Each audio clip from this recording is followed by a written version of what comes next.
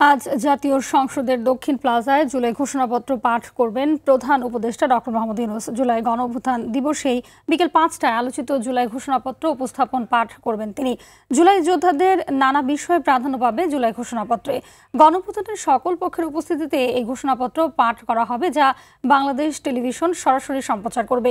এছাড়া মানিক মে এভিনিউয়ে ৩৬ জুলাই উদযাপন উপলক্ষে নানা আয়োজনের শুরু হয়েছে। অনুষ্ঠানে গানে গানে ফ্যাসিস্ট মুক্ত বাংলাদেশের ১ বছর পালিত হচ্ছে। এতে অংশ নিয়ে বিজয় উৎসব পালনের লক্ষ্যে রাজধানীর বিভিন্ন স্থান থেকে সব শ্রেণী পেশার মানুষ জড়ো হয়েছেন। অনুষ্ঠানকে ঘিরে আইনশৃঙ্খলা বাহিনী বাড়তি নিরাপত্তা ব্যবস্থা নিয়েছে।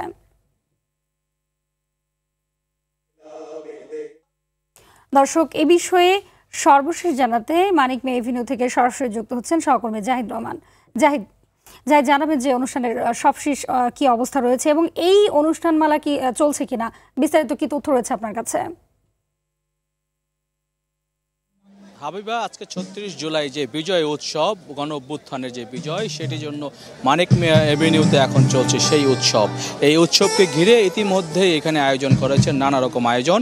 ইতিমধ্যে আমার পিছনে আপনি যদি দেখাতে চাই, আপনি দেখতে পাবেন যে এখানে গানের তালে তালে দর্শকরা মেতে উঠেছে এবং গান হচ্ছে এবং বৈরী আবহাওয়াকে উপেক্ষা করেই এই আয়োজন চলছে। ইতিমধ্যেই এখানে বৃষ্টি পড়ছে, তারপরেও মানিক মে এভিনিউতে যে জুলাই পুনর্জাগরণ অনুষ্ঠানমালা চলছে, গণ অভ্যুত্থানের স্বৈরাচার বিদায়ের মধ্য দিয়ে যে বাঙালি জাতি যে বিজয় লাভ করেছিল, চূড়ান্ত বিজয়, যে আত্মত্যাগের মধ্য দিয়ে আপনি দেখতে পাচ্ছেন, সেই বিজয়কে কেন্দ্র করেই এখানে যে আনন্দ উৎসব, সেই উৎসব ইতিমধ্যে এখানে হচ্ছে এবং কিছুক্ষণ পর পর এখানে গান চলছে এবং দর্শকরা এখানে উপভোগ করছেন এই অনুষ্ঠানমালাগুলো। বিশেষ করে এই যে আয়োজন হচ্ছে, এই আয়োজনে বিজয় বৃষ্টি কিন্তু বাদ সাধতে পারেনি কোনো অবস্থাতেই।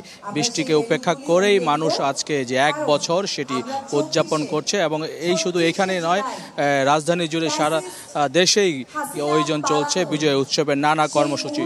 সাংস্কৃতিক মন্ত্রণালয় এই আয়োজন করেছে এবং ইতিমধ্যে আপনি দেখতে পাচ্ছিলেন যে এখানে মঞ্চে মাতাচ্ছেন সঙ্গীত শিল্পীরা এবং এটি চলবে আজকে সারাদিন সন্ধ্যার পর পর্যন্ত। হাবিবা।